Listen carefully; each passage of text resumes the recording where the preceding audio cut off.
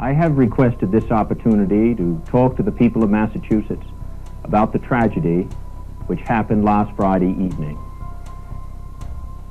A little over 1 mile away, the car that I was driving on an unlit road went off a narrow bridge which had no guardrails and was built on a left angle to the road.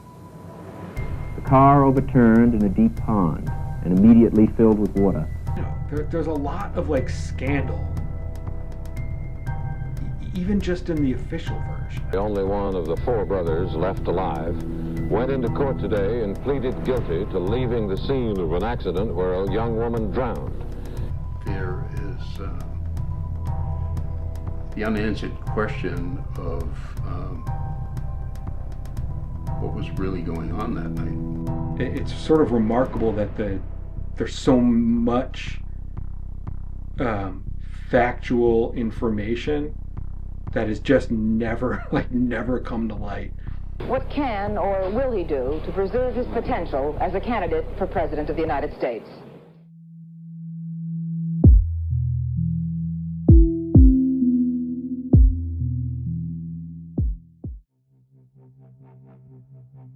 My name is Michael McCormick. I'm a retired sheriff for the County of Dukes County, which includes Martha's Vineyard and the Elizabeth Islands and Chappaquiddick. My connection to the incident is through my uncle, Christopher Huck Look, who at the time of the incident was a deputy sheriff and was directly involved in that. I later worked for him when he became sheriff, and it was always part of his life, and I've had many conversations with him regarding the incident, his part in the incident, and how he chose to remain silent about the incident. He was offered large sums of money to either write a book or tell his story, and he chose to remain silent. I grew up on Martha's Vineyard. There was an off-duty law enforcement officer on Chappaquiddick that night named Christopher Look. Christopher Look is my father's uncle. So the reason that Ted Kennedy was on the island at the time in July was there was a regatta being held by the Egerton Yacht Club, and my uncle Huck Look was a deputy sheriff at the time and had a detail at the yacht club, making sure that everybody behaved themselves. Senator Kennedy left the party supposedly with a female staff member who was working on Robert Kennedy's campaign. They left in Kennedy's Oldsmobile. The time they left is somewhat in dispute. Huck Look, he took the yacht club ferry back to Chappaquiddick, where he had a residence. He lived there, and got in his private car and was driving home when he sort of came upon a car that was driving in the opposite direction. He noticed that there was a male driving. He didn't recognize the person, and that there was a female occupant also in the car. As he passed them, he looked in the rearview mirror, and he noticed that the car had come to a stop. So he thought perhaps they needed some assistance. So he got out of his car and approached the vehicle that was stopped. The vehicle then backed up towards him and then went in a forward motion, took a right-hand turn, and went away from him. He didn't think much of it. He did note a partial license plate, returned to his car, and then went home. They supposedly took a wrong turn on the way to the ferry, and this is the small ferry that goes from downtown Edgartown to Chappaquiddick. And of course, what we now know, or what we now suspect happened, is that car continued on the road, which is called Dyke Road, and attempted to go over the Dyke Bridge unsuccessfully and landed in the water, a body of water called Poacher Pond. At that point, according to the senator, he managed to get out of the car as it was filling with water. He made a couple of attempts to dive down and free the passenger, but was unable to do that. The stories get a little blurred at this point. I think the Kennedy family maintains that Kennedy walked back to the house where the party was, found two of his friends, and the three of them went back to the car to make a further rescue attempt. This is the middle of the night. The official story is that the two friends then went back to the rental house, and Kennedy walked several miles to the Chappie Ferry dock, swam across, walked back to the hotel in Edgartown, the Harborview Hotel, and passed out from stress and exhaustion. Woke up the next morning around 10 a.m., called the police to report it. The medical examiner, I believe, said that the cause of death was by drowning. However, John Farrar, the rescue person who went down and retrieved the body, said that the position of her body was that she had both hands clasping the seat and her head upturned towards the roof, or towards the bottom of the car, where supposedly, according to John Farrar, there was probably an air pocket there, and she was sort of grasping or trying to breathe, and his opinion was she didn't drown, she actually suffocated.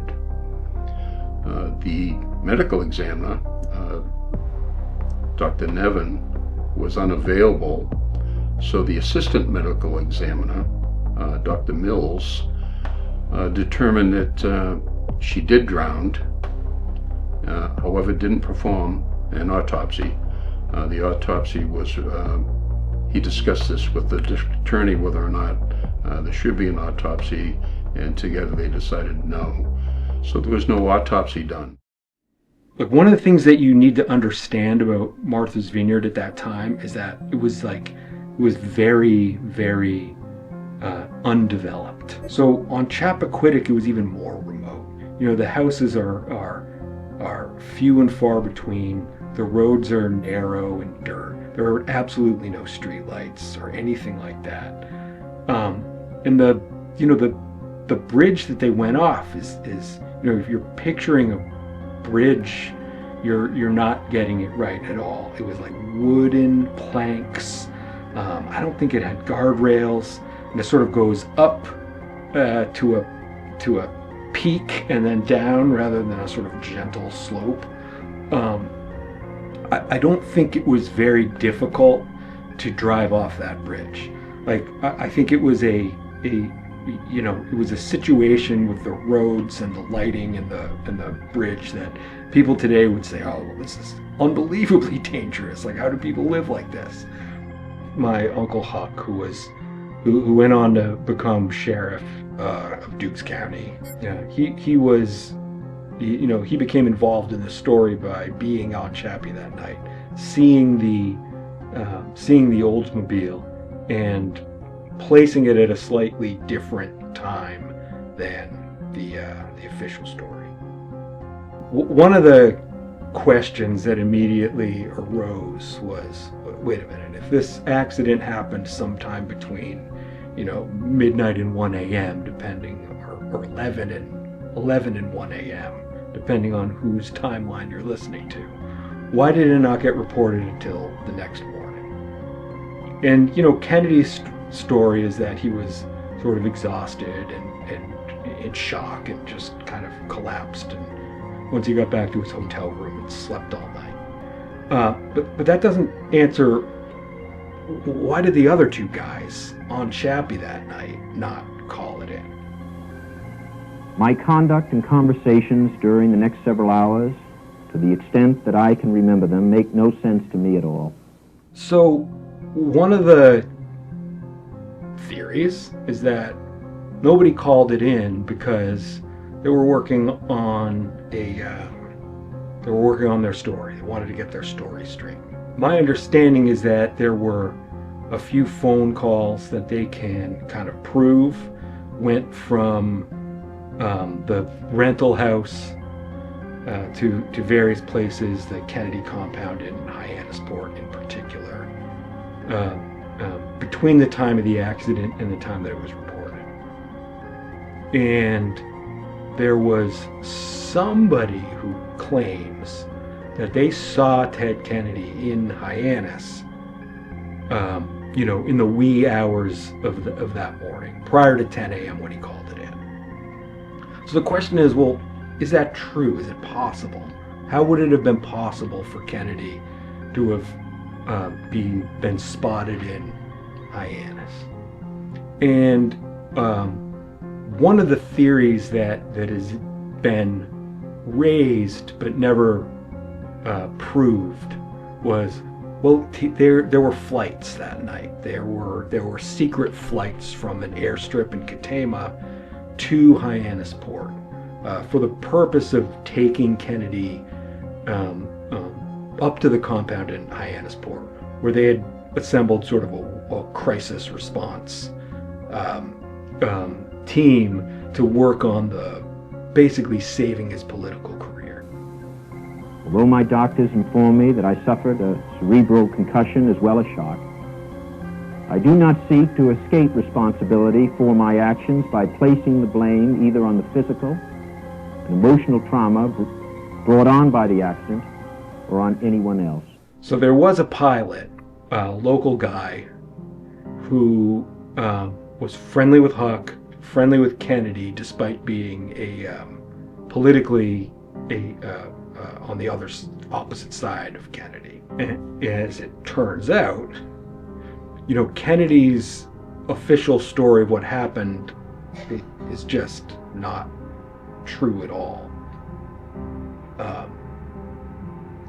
So Kennedy didn't walk all the way back from the Dyke Bridge to the Chappie Ferry. He got a ride. And he didn't swim across. And anyone who's taken the Chappie Ferry, that shouldn't surprise. That shouldn't be surprising news. It's fits 3 cars, that's it. It's just like, it's an open air. It's like a barge with guardrails, and 3 cars drive on it. And it's not very far across the harbor from Edgartown proper to Chappaquiddick, 100 yards. I mean, it's really narrow paths. But as you're going in the ferry, the current going in and out of the harbor is so strong that you make this like U-shaped journey. And swimming across that in the dark with that current is like, it's very, very difficult to believe that happened. And in fact, from what I understand, it did not happen. He got a ride across in a private boat. Our questions about him swimming across the channel that goes from Edgartown proper to Chappaquiddick, because several years before, he was involved in a plane crash, and he survived the plane crash, but suffered severe back injury, and from that time on wore a brace on his back. I know this. I've met Kennedy. I've sort of hugged him, felt the brace that he was wearing, and this was many years later. So for him to have swum across the channel with a back brace in the middle of the night is something that's questionable. Instead of going back to the Harbor View where he was staying, he had his friend fly him from Katama to Hyannisport, and then fly him from Hyannisport back to Katama to go back to his hotel room and, pretend that he had been there all night. So one of the reasons that nobody had ever proved this, even though there were, plenty of rumors if you sort of knew who to talk to, is that nobody knew the pilot's name. Nobody could tell you who the pilot was. I actually had a conversation with the pilot once at some event I was at, where I was introduced to him. I sort of knew who he was, but I'd never actually met him. And I can't remember if it was Huck or my father who introduced me. So my father was the sheriff after Huck.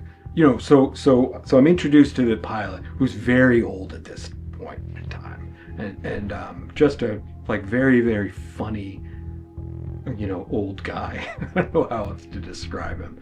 And we sort of got to talking, and he acknowledged everything. He was not secretive about it. He was like, "Yep, that's what happened. Yeah, oh yeah, I flew him. Yeah, I flew him all over there. Flew him back."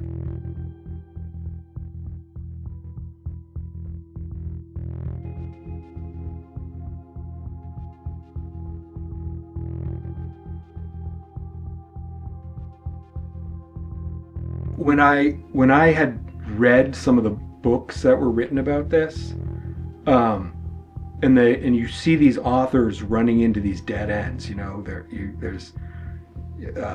they're talking about how, we had heard all these stories, but we couldn't verify anything, and I was like, it's like an open secret in some circles. One of the things that you'll never find out is if there were any details about the actual accident, which don't match up with the official story. When Huck Look saw the car, it's sort of later in the night than when Kennedy said it was. And the reason that's weird is because it seems like if there was going to be a big delay in reporting it, right? They weren't going to call the cops immediately. Wouldn't you want to make it seem like the accident happened later than it rather than earlier? It just reduces the amount of time between, the accident and when you were reporting it. So it doesn't make sense to me that the official story has them, getting in the car potentially, more than an hour before they were seen. So my understanding of the trial is that it was there was a grand jury assembled, and the grand jury decided not to indict. And so the grand jury members are assembled, and the prosecutor basically makes their best case. And then the grand jury decides whether or not there's enough, evidence to issue an indictment. And an indictment is basically like a formal charge. So there was a grand jury on this, and they were like, are we gonna indict this person for, with criminal charges? And the grand jury said no. Senator Kennedy came out of the courthouse looking even more strained than when he went in. I have made my plea. The minutes after he drove off, the network Police Chief Dominic Arena held a news conference. Make a report to the people of Massachusetts. Thank you very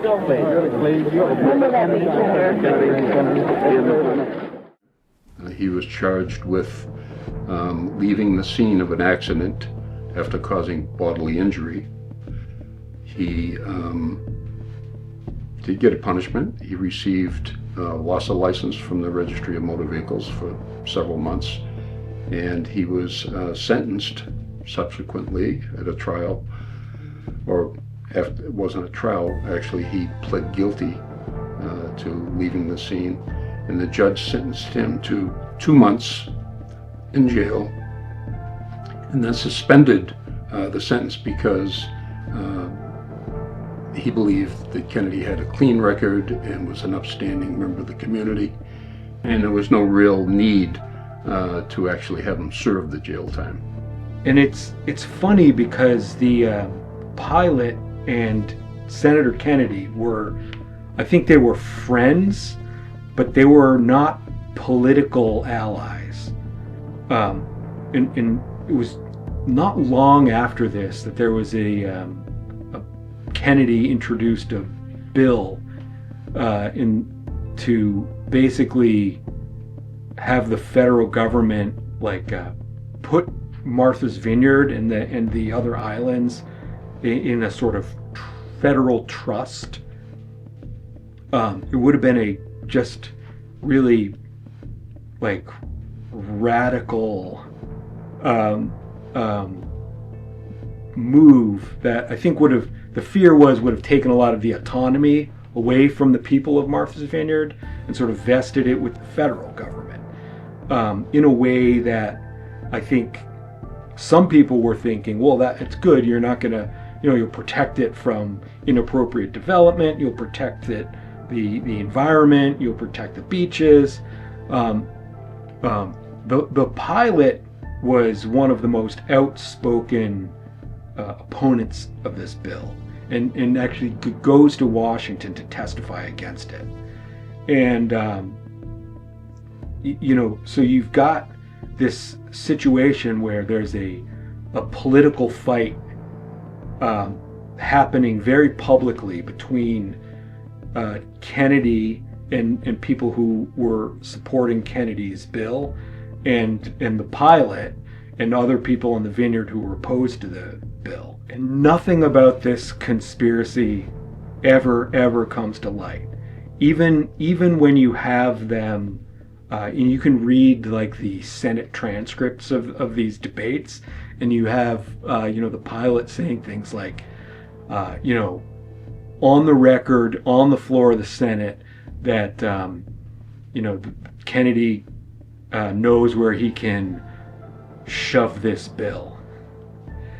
And at the same time, he's got this unbelievably huge and serious secret about Kennedy that he keeps his mouth shut on. There was a vacancy in the office of sheriff on Dukes County. And when that happens in Massachusetts, it's the governor who appoints the new sheriff, and then so you would serve the remainder of the term and then run for election basically as an incumbent. So it's a big advantage to get appointed to that vacancy. So when the vacancy arose, Huck Look said, gee, sheriff seems like a logical progression of my career, and he's already a deputy sheriff looking to get the top spot. And so he calls up Senator Ted Kennedy. Hey, may not remember me. I'm Huck Look. I'd like to be appointed sheriff. I would like you to make a call to the Massachusetts governor and have him appoint me. And Kennedy says something to the effect of, why would I do that? And Huck recites the name of the pilot. And Kennedy says, yeah, all right, makes sense. Makes the phone call. Governor Sargent appoints Huck sheriff. He finishes out his term. He runs again. He's successfully reelected for 30 years. There was probably something going on beyond the senator taking Miss Kopechne back to the boat to return to a hotel. There may have been some other events that were planned for that night with the two of them. And after having the encounter with the deputy sheriff, Huck Look, there may have been a little panic involved. The senator may have been drinking, and if he was drinking behind the wheel, that would have been a crime in and of itself. There may have been a little bit of panic involved. Certainly taking from the macadammed road, taking a right onto a dirt road was not a mistake. I think the senator had driven from the ferry to the guest house they were staying at enough times to know that there was no dirt road involved. So when he turned onto the dirt road, I think it was an attempt to probably get away from the deputy sheriff's sight, and going down that road, I think he admitted to going down that road about 20 miles an hour. That road's kind of a dirt, narrow, bumpy road leading to a bridge that was a one-car bridge, and I think he, or whoever was driving the car, sort of was going too fast for the area, and then when they got to the bridge, could not navigate from the road to the bridge properly and went over the edge. No one is ever going, no one, I mean, everyone who knew is now dead. And I don't think that there's anyone who you would get the story from. I just don't think it's out there anymore. There are always people who think there's a conspiracy almost about any particular incident. I think there was a concern on Kennedy's part on how to handle the situation, given the fact that he had presidential aspirations. So there may have been some facts that may have been withheld so as to not put the senator in the worst light. I know that he had a press conference shortly after he was indicted and pled guilty, and that he couldn't really explain his actions. And he said he couldn't explain his actions. He didn't understand his own actions. So there was never really any plausible explanation by the senator himself as to why what happened that night happened.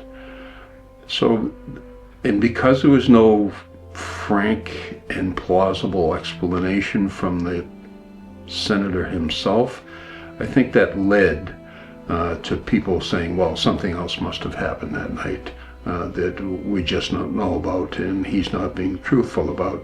And it was only the senator and Miss Kopechne there, so, and she's dead, so he's the only one that really knows. And so there must be ulterior motives why he's not telling the truth, and those kind of actions on someone's part do lead to conspiracy theories. It's sort of remarkable that there's so much factual information that has just never come to light, and it only sort of exists as rumors or theories.